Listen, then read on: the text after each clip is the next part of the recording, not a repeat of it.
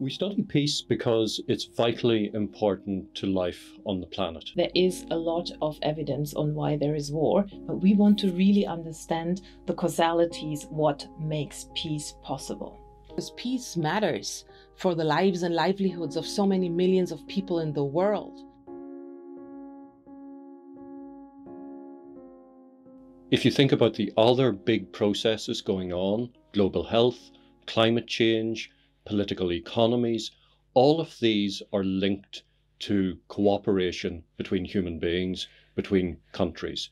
So if we don't have cooperation, if we don't have peace, then we've got big problems with global health, with climate change, with global political economy, and many, many other issues.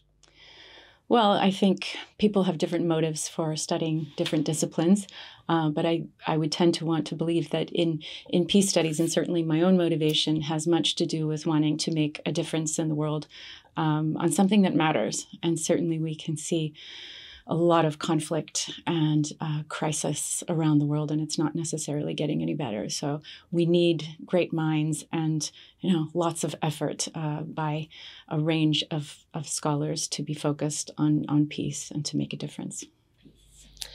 So most of the work we've done is about the causes of conflict. We know a lot about what causes conflicts.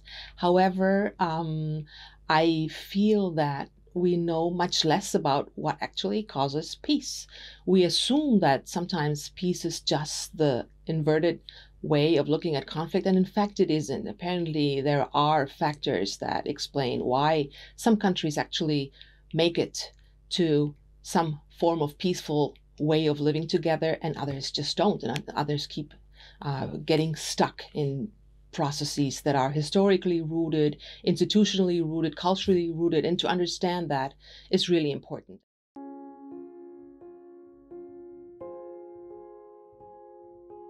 It's important that we concentrate on peace because very often peace is overshadowed by conflict. If we look at research institutes, if we look at the money that goes to research, very often it goes to the study of conflict rather than peace.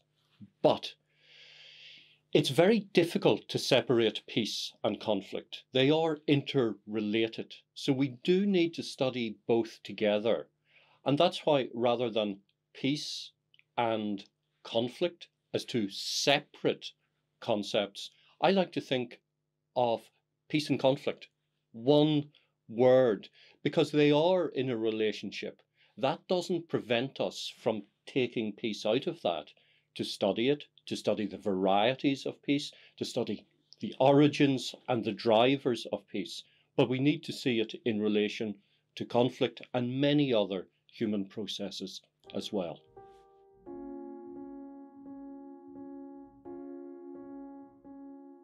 I started out as a political scientist, pretty boring discipline really when it comes to the nuts and bolts of reading a political science journal. But increasingly over the years, I found myself informed by literature and theories from psychology, even from the natural sciences, from biology, that helps us understand a bit more the human condition and both the motives, the emotion around peace and conflict. So the really exciting areas are those where we see interdisciplinary research, where you can get teams of researchers engaged in the same questions, but from different perspectives, from psychology, from economics, from political science, and even from the humanities, of course, from art and culture and music. And that's where I would place my interest in sport, for example, culture and conflict, and moving toward cultures of peace. So these are some promising areas in this discipline.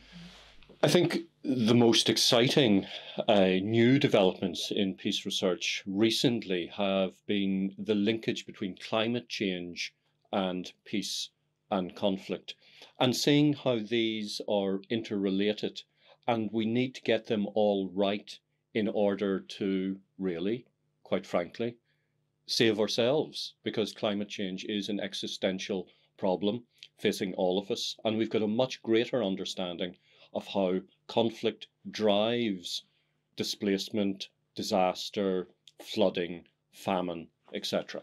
I think also an exciting area is the rise, the continual building of resistance movements and social movements, in particular around issues of inequality and racial and social injustice. And as peace researchers, again, it's quite challenging to to find the entry points and the meeting places of how to talk about more kind of resistance and activist approaches to overturning structures of violence and, at the same time doing it peacefully. So I think there's a lot of conversations there that are very challenging and very interesting. Yeah.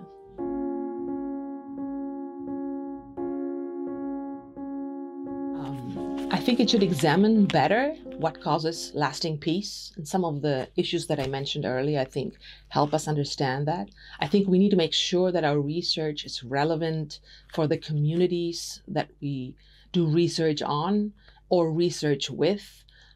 And research for. So I really feel this element of relevance needs to be examined quite closely. And then in addition to that, I would also suggest that we really need to look towards having an impact. I understand that as scholars, we are often measured by our impact in terms of publications, but I think we should make a better effort in finding outreach and going to the kind of institutions that may listen to the research we conduct and make sure that our findings actually help improving people's lives. Peace studies has traditionally been around how many wars are there around the world and how do we end them. Whereas I think peace studies and peace and conflict studies, peace and conflict research, if we put the two together, really need to understand other forms of violence in society, violence against women, violence around election times, violence that is within the household. And so these, to really understand this, we need to get at the deeply psychological and sort of human condition drivers in order to kind of evolve as a species, really. And so the kind of most promising areas and where the world, where we need to focus more in this research and in this area is understanding violence in its various forms. And likewise, as this project here at Uppsala seeks to do, understand peace in its various forms, because our own conceptualization of peace isn't quite right. It's like, well, it's the absence of war. Well, there are many manifestations of that, some more coercive and imposed and some more voluntary maybe. So I think really unpacking, how a country that's come through war sees a lot of violence in the post-war era, or how we look at a country like Mexico, which is deeply insecure, but doesn't get into our databases on wars. It's a war zone, but without a war. And so these are the kind of new areas where I think we're broadening the basis of the discipline, introducing new methodologies, and also increasing the voices and experience of those from the so-called global south, from developing countries, from countries that we're studying. This field started very much as a European, North American manifestation in universities and in educational programs. And increasingly, we see exceptional depth of research capabilities throughout these global south countries, and so expanding participation in the field is yet another area that seems to be particularly critical. I think that we need to work harder, and not everyone would agree with me, but I think we need to work harder across our paradigmatic approaches, right? So the lenses through which we see and understand and attempt to explain the problem and the solution, and how we look to understand particular contexts. And we have a wide variety. I mean, this is partly an influence, I think, in terms of this notion of varieties of peace. So how can we better understand each other? And that requires not just focusing on our own agendas and the pressures of producing our own knowledge, but actually really trying to understand everyone else's as well, and looking for ways to engage collaboratively across disciplines, and even within peace research. I mean, peace research is interdisciplinary or transdisciplinary, so we need to work much harder to understand each other and to provide, to begin to provide a really robust evidence base that can speak to different actors who are also working on peace, right? I personally believe we do need to work with policymakers, and we do need to influence policymakers if we want to see change in the world. We can't just sit in our ivory towers and produce knowledge that nobody looks at. And that's part of the challenge with being an academic, how to make our work more accessible to different audiences so that it has some legs to run with.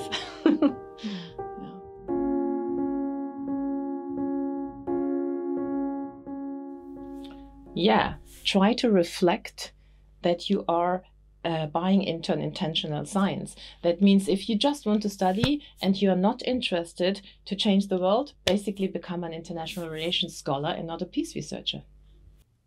I think it partly depends on where you come from, how you're situated and what resources and opportunities you have, obviously. If you come from a privileged background and can afford in different ways to get out into the world and do some work in the world and actually have some practical experiences, that's really important. And in an early stage of your career, that actually requires probably doing it for free, being willing to do it pro bono or voluntary. I think experience-informed, knowledge creation and study is extremely important, especially in this field. Again, we can't just sit back and talk about what should happen in the world. We have to get into it and understand it from within the context as much as possible. And I think it's important to not settle on something immediately, but try to read as widely as possible and talk to a lot of people and look at possibilities, but also engage in different processes and go to conferences and, read different types of journals and read information that challenges you, rather than just what is comfortable. Again, getting back to that kind of lenses or paradigms, like we need to challenge ourselves to read across the different viewpoints, because as we know, polarization in the world is growing and it's quite scary, right? And it's happening across all societies around, and I would call these competing social contracts, right? So where do people give their allegiance? To whom are they giving their allegiance? And, we might talk of like the elite versus the everyday, or, neoliberalism versus social justice approaches. And people get very fixed in their frameworks and ideas. And that is not going to lead us towards peace. It's going to lead us towards greater polarization. So we must spend time trying to understand the other in order to make progress, I think, on peace. I wouldn't dream of giving advice to younger scholars. I think the last people they should listen to are old, grey scholars. They should resist, they should subvert, they should say that everything that we have written is up for debate and critique.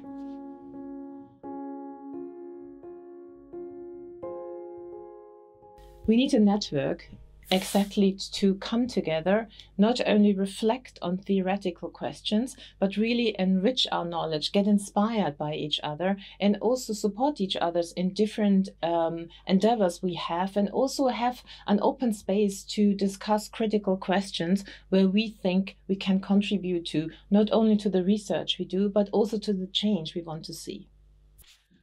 We need networks for several reasons, especially to test our ideas, to prove to what extent our data respond to standards of quality, We need networks to make sure that we overcome the evident insecurities that we all have about our findings. Networks, when they are constructive and when they are interested in building on previous knowledge and improving everyone's knowledge, I think are a very constructive and productive way of making better science. So I think networks are both a reason for, both a conduit for making better science as well as building better communities.